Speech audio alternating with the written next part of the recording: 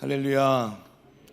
코로나19라는 바이러스 하나만으로도 참으로 어려웠던 2021년도가 저물어가고 있습니다.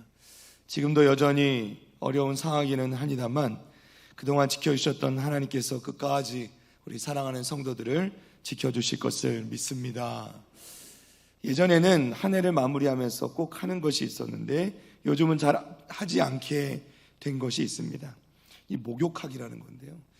요즘은 집집마다 욕실과 샤워실이 잘 되어 있어서 자주 가지 않게 되었지만 예전에는 주말에 또는 특별히 연말에는 꼭 이 아버지 손을 붙잡고 이 목욕탕을 또는 이 온천을 가던 기억이 있습니다.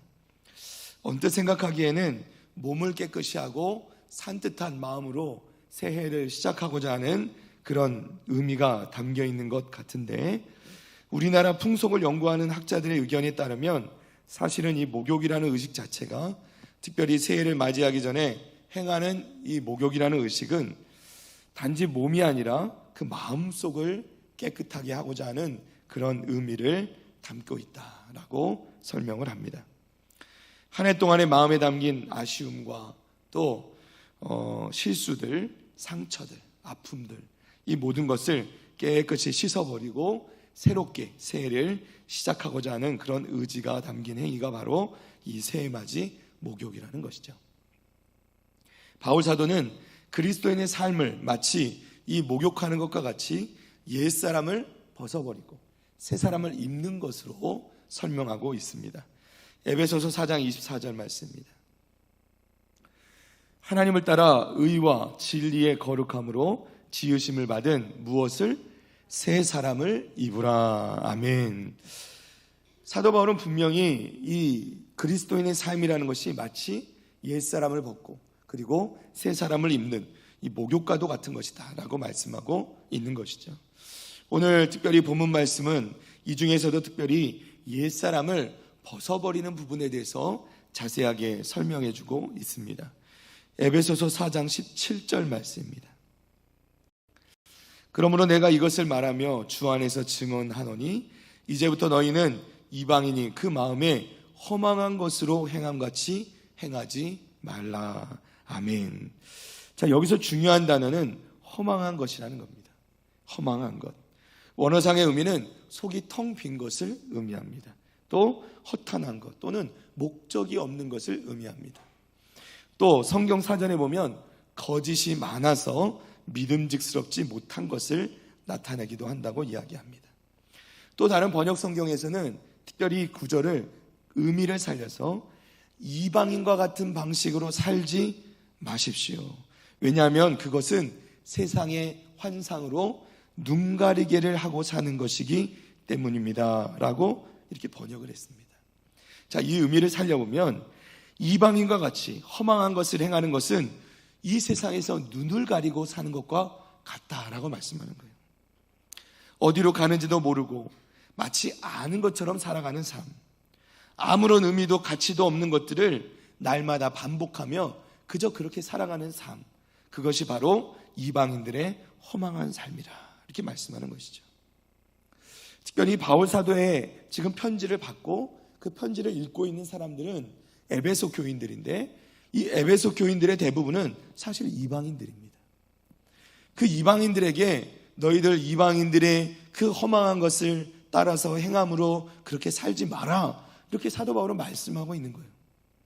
어찌 보면 좀 이 아이러니한 것처럼 보일 수 있지만 사도 바울은 분명히 에베소 교인들에게 그들이 이전에 살던 삶의 방식들, 그야말로 이교도들, 그 이방인들, 외국 신들을 섬기며 그 헛된 우상들을 섬기며 살던 그 삶들을 벗어버리고 이제는 버려버리고 새로운 그리스도를 믿는 삶으로 거듭나야 된다는 것을 말씀해주고 계시는 것입니다. 고린도전서 12장 2절 말씀입니다. 너희도 알거니와 너희가 이방인으로 있을 때에 말 못하는 우상에게로 끄는 그대로 끌려갔느니라. 아멘. 그러면 이방인들의 삶은 어떤 거예요? 그야말로 우상들이 끌어가는 대로 그 우상을 섬기는 삶으로 그냥 그렇게 끌려다니는 삶을 살았다고 말씀하고 있는 겁니다. 그들의 삶이 그야말로 무익한 그 우상들을 섬기는 일들과 거짓된 교훈, 그리고 비도덕적인 그런 행위를 하는 데에 허비되어지고 허망한 것들을 쫓는 삶이었다고 말씀하고 있는 것이죠. 이방인들의 마음은 그 문자 그대로 비어 있었습니다. 아무리 채워도 그 마음을 채워줄 수 있는 것이 없었습니다. 아무리 많이 가지려고 해도 족함이 없었고, 아무리 채워도 차지가 않았다는 거예요. 그 강철왕이라고 불렀던 카네기라는 유명한 인물 있죠. 그 카네기는 정말 억만장자, 이렇게 대단한 부자였는데도 그 사람에게 기자가 인터뷰하는데요, 기자가 인터뷰하면서 지금 있는 것에 만족하십니까? 그랬더니 만족을 못한다고 했다고 하더라고요. 그러면 얼마나 더 가져야 만족합니까? 그랬더니 그 나라의 단위로 1페니, 그러니까 어떻게 말하면 동전 하나만 더 있으면 만족하겠다고, 이렇게 얘기했다고 합니다. 그러니까 사람들이 얼마나 어리석은지 그 만족을 모르는 욕심 때문에 그렇게 살아간다는 것이죠. 아무리 가져도 족함이 없는, 그리고 방향감각조차도 없는, 어디로 가는지도 모르고 가야 하는지도 모르는 삶을 살아가는, 자기가 지금 가는 길이 지옥의 그 무서운 불구덩이를 향해서 달려가는 길인지도 모르고 그저 그 길을 달려가는 사람들이 이방인들의 허망한 모습이라는 것이죠.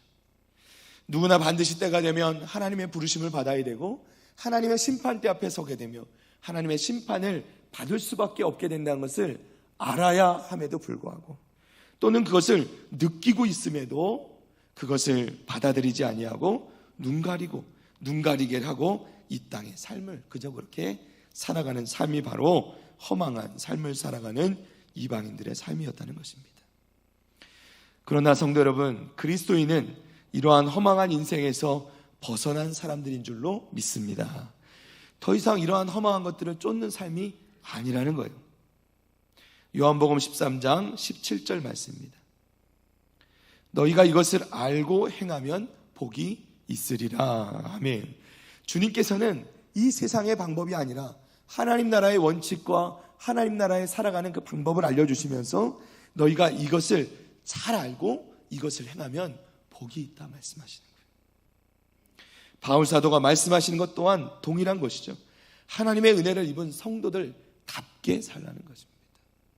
하나님의 은혜를 입고 하나님의 거듭난, 이 그리스도로 말미암아서 거듭난 믿음의 사람들이 되었음에도 이전의 삶을 살아가서는 안 된다는 것입니다.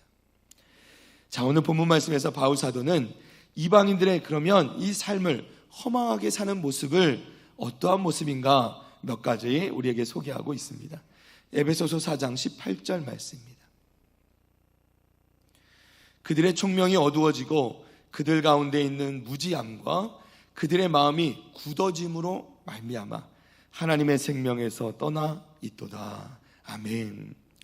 자, 먼저 이런 허망한 삶의 특징은 뭐냐면요, 총명이 어두워졌다는 겁니다. 바울 사도는 이방인들의 마음 상태를 총명이 어두워진 것으로 표현합니다. 총명이 어두워졌다는 것은 이것을 허망한 것, 우리가 방금 살펴봤던 허망한 것과 연결시켜 보면 무엇이냐면 결국 눈 가리개를 한 것처럼 어두워진 것을 말씀하는 겁니다. 눈을 가리고, 이전에 TV 프로그램이든 저희가 예전에 수련회 같은 걸 가도 이런 게임을 하죠. 눈을 가리고요, 사람의 얼굴을 그려보려고 합니다. 또는 어떤 사물을 그려보라고 하죠. 그럼 사람들이 눈을 가리고 이 사람의 얼굴을 그리면 어떻게 그려요? 제대로 그릴 수가 있을까요? 제대로 못 그리는 거죠. 눈이 막 여기 붙어 있고 코도 막 삐뚤어져 있고, 그걸 보면서 우리가 한참 웃기도 하죠. 또 어떤 사람들은 또 눈을 가리고 어떻게 해요? 목적지를 정해주고 눈을 가린 채로 거기까지 가보라고 합니다. 그럼 제대로 갈 수 있나요? 못 가죠. 비틀비틀. 아무리 옆에서 박수 쳐주고 이쪽이라고 해봐야 전혀 엉뚱한 길로 막 가다가 부딪혀서 쓰러지기도 하고, 그걸 보면서 우리가 막 웃고 떠들지 않습니까? 그런데 인생의 실제 우리의 삶이라는 것은 이런 재미있는 놀이가 아니라는 겁니다.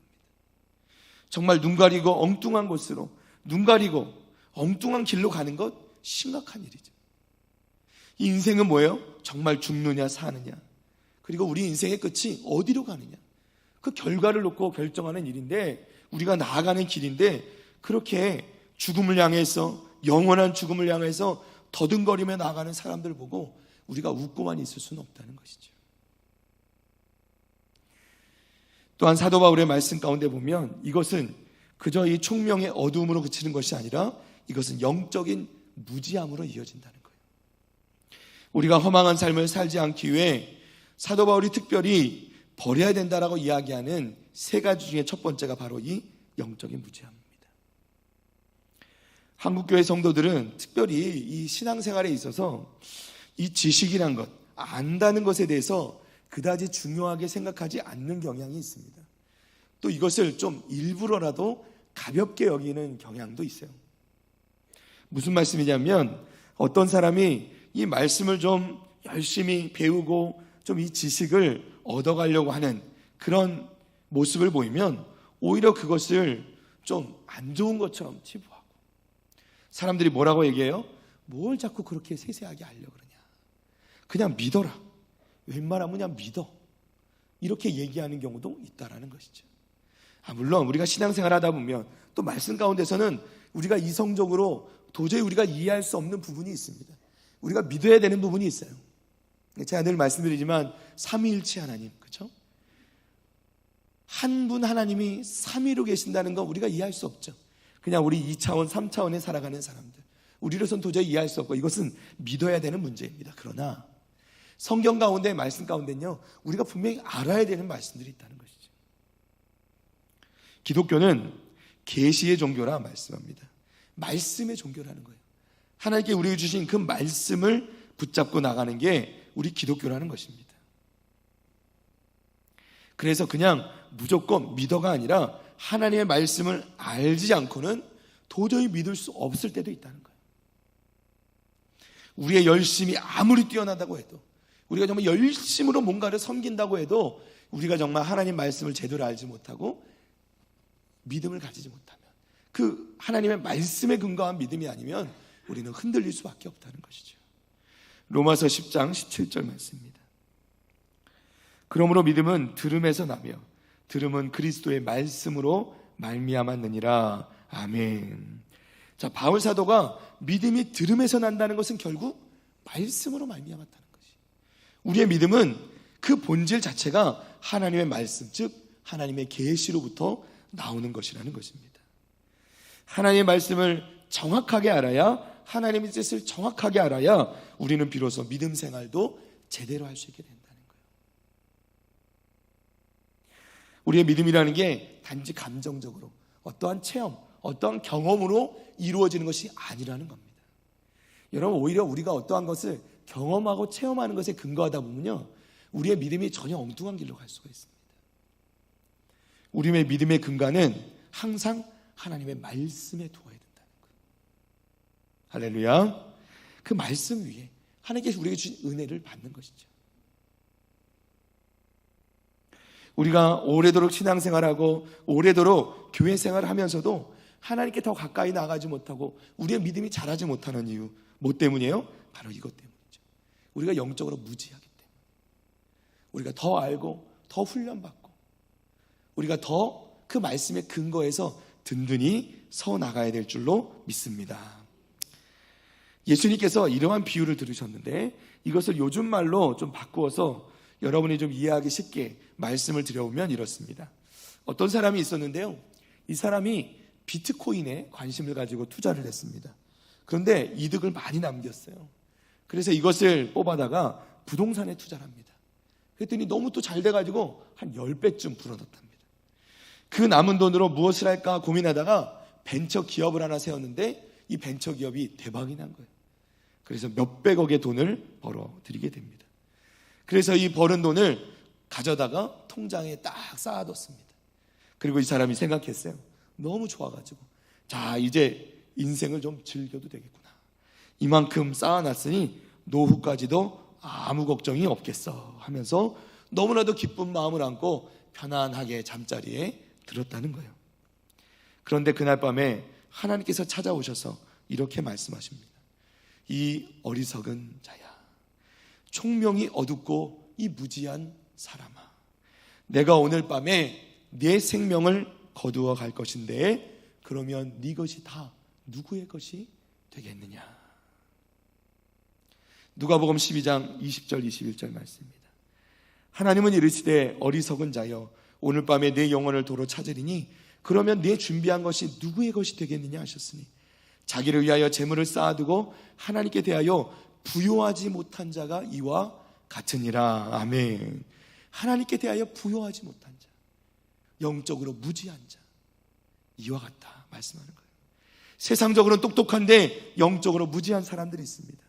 하나님도 모르고 예수님도 모르고 영생도 모르고 천국도 모르는 사람들, 오직 이 땅의 것을 모으는 데만 똑똑한 사람들, 이것이 결국 영적으로 무지한 사람들이고 이들의 마지막 그 종말은 너무나도 안타까운 종말이 될 것이라는 것입니다.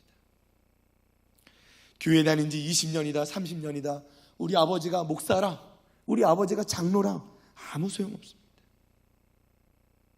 이것을 통해서 알 수 있는 게 아니죠. 오직 하나님의 말씀을 통하여서 우리가 그 말씀 가운데 나아갈 때만 알 수 있는 것이 바로 이것인 줄로 믿습니다. 사랑하는 성도 여러분, 우리의 새로운 삶을 살기 위해서 영적인 무지함을 반드시 벗어버리는 우리 성도들 되시기를 주님의 이름으로 축원합니다. 두 번째로 우리가 버려야 될 것은 굳은 마음이라는 것입니다. 말씀 가운데 보면 그들의 마음이 굳어짐으로 말미암아 하나님의 생명에서 떠나 있도다 이렇게 말씀합니다. 굳은 마음.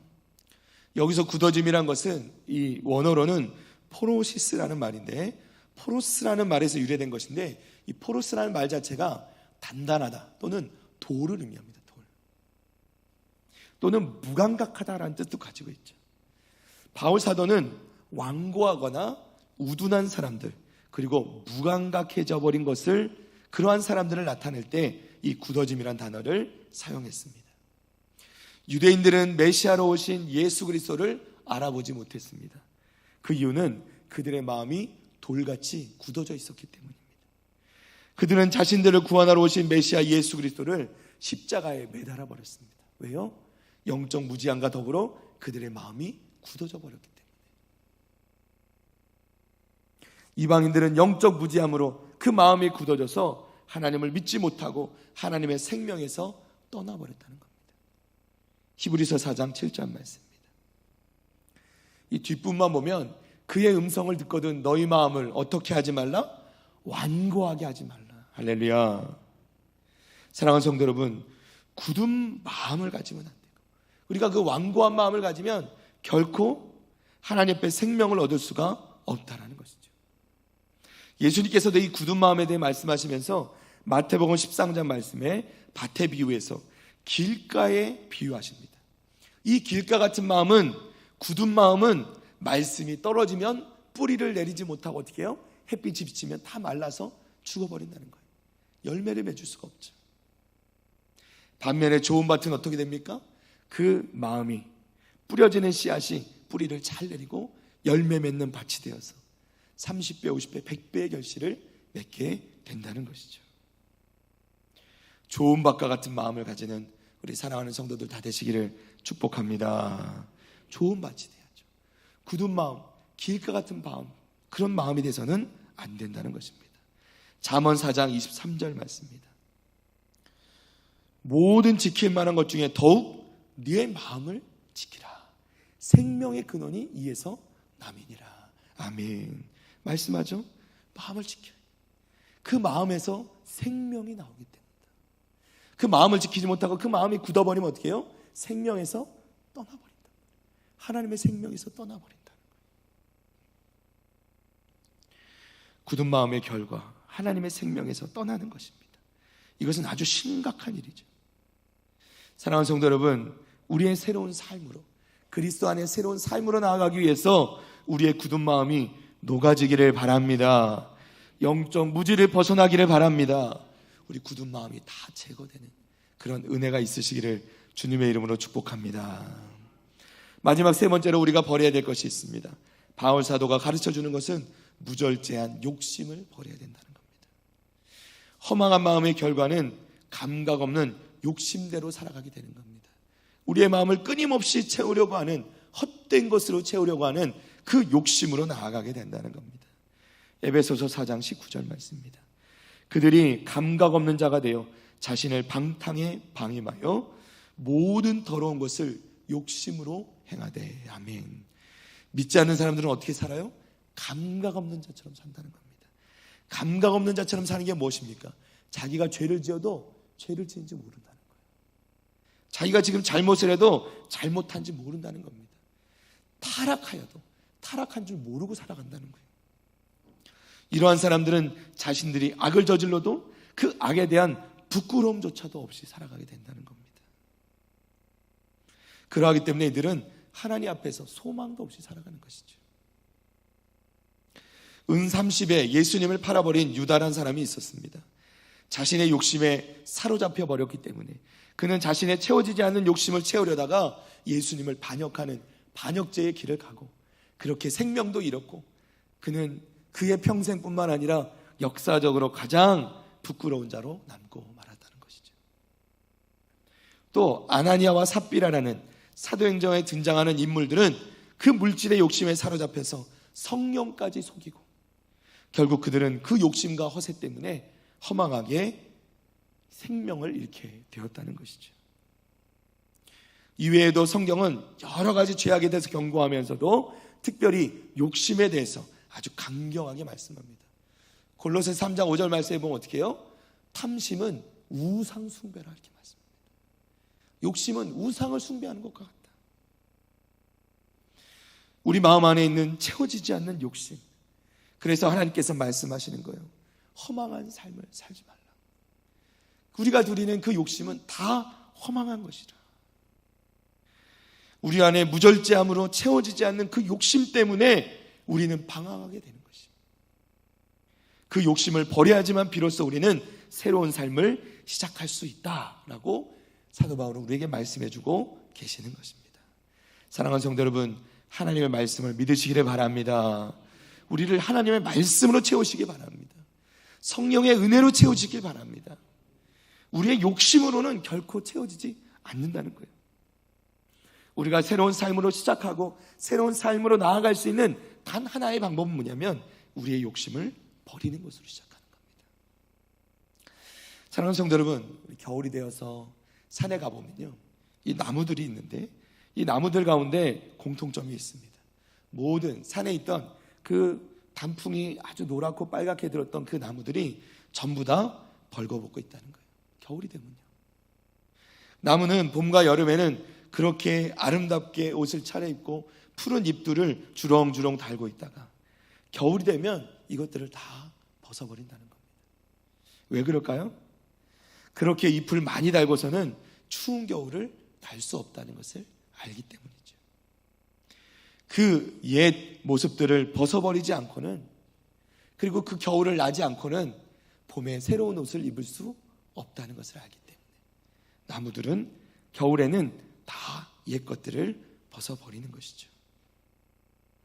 사랑하는 성도 여러분, 우리도 새롭게 시작하기 전에 하나님 앞에서 하나님께서 우리에게 주신 말씀 그대로 우리에게 버려야 될 것은 다 버리고 하나님께서 우리에게 허락하시는 새로운 것을 입으시는, 우리 새로운 삶을 입으시는 우리 성도들 다 되시기를 주님의 이름으로 축복합니다. 우리 마지막 에베소 4장 20절 말씀 봅니다. 오직 너희는 그리스도를 그같이 배우지 아니하였느니라. 아멘. 여기 10절 말씀에 오직이라고 되어 있는데 이 오직이란 단어는요, 다른 말로 번역하면 그러나라고 번역할 수 있습니다. 그러나 너희는 그리스도를 그같이 배우지 아니하였느니라. 이전에 너희가 이방인들처럼 허망한 것을 따라서 그렇게 행하고 살았는데, 그러나 이제는 너희는 그렇게 배우지 않았고 너희는 그렇게 살면 안 된다 말씀하는 거예요. 그러면 우리는 어떻게 살라는 겁니까? 새로운 삶으로, 그리스도의 은혜 가운데로, 그리고 우리가 배운 대로 그리스도를 배운 대로. 여기서 그리스도는 진리의 하나님, 진리의 말씀을 나타내는 것입니다. 우리에게 말씀하는 거예요. 너희가 말씀 들은 대로, 복음을 들은 대로, 그리스도에 대해서 들은 대로 예수 그리스도처럼 살아가야 된다라고 우리에게 말씀해주고 계시는 것입니다. 사랑하는 성도 여러분, 진리의 말씀으로 배운 사람들, 즉 성도들은 하나님의 은혜 가운데 그리스도 안에서 더 이상 허망한 것들을 좇지 않고 진리 가운데 살아가야 될 줄로 믿습니다. 여기서요, 이것을 아무나 이렇게 바꿀 수 있는 게 아니에요. 우리 이전의 그 허망한 삶에서 이 그리스도 안에 진리의 삶으로 바꿀 수 있는 것 오직 하나님 한 분이신 줄로 믿습니다. 그래서 하나님께서 선포하시는 거예요. 그러나 너희는 그렇게 살지 않는 것이다. 너희는 그렇게 배우지도 않았고 그렇게 살지 않는 것이다. 우리에게 말씀하는 거예요. 사랑하는 성도 여러분, 하나님께서 우리에게 그러나 너희는 그같이 배우지 않았다. 사도 바울이 우리에게 그러나 내가 너희들을 그렇게 가르치지 않았다 말씀할 때 우리가 그 말씀에, 그 선포되는 말씀에 아멘으로 화답하는 우리 믿음의 성도들 다 되시기를 축복합니다. 말씀을 맺습니다. 이방인, 허망한 삶을 사는 이방인, 그의 삶, 사실 그것이 바로 우리들의 삶이었습니다. 그러나 하나님께서는 우리를 바꾸셨습니다. 그러므로가 아니라 그러나를 쓸 수 있는 하나님께서 이 말씀으로 우리 인생 가운데 선포하여 주시고, 이제는 그 마음이 허망하고 총명은 어두워지고 마음이 굳어지고 영적 무지함으로 감각 없이 그렇게 욕심만 부리며 살아가던 우리의 삶이 아니라, 이제는 그러나 하나님께서 우리에게 알려주신 그 말씀 그대로 진리의 말씀을 붙잡고 진리의 삶을 살아가는, 소망의 삶을 살아가는 우리의 삶이 된 줄로 믿습니다. 그러하기 때문에 이 그러나라는, 정말 오직이라고 말씀된 이 그러나라는, 이 하나님께서 우리에게 선포하는, 사도 바울이 또한 우리에게 선포하는 이 말씀 붙잡고 우리에게 주어진 삶을 새로운 삶으로, 거듭난 삶으로 살아가기로 결단하는 사랑하는 우리 북일의 성도들 다 되시기를 다시 한번 주님의 이름으로 축복합니다. 예수 그리스도를 믿고 따르는 우리들의 삶이 아름답고 새로운 삶으로 거듭나게 되기를 간절히 바라면서 날마다 하나님께로 한 걸음씩 나아가면서 올해 남은 얼마 되지 않은 시간도 하나님 앞에 우리의 삶을 돌아오며 다시 한번 거듭나기로 결단하고 하나님 앞에 결단하며 나가는 우리 성도들 다 되시기를 주님의 이름으로 축원합니다.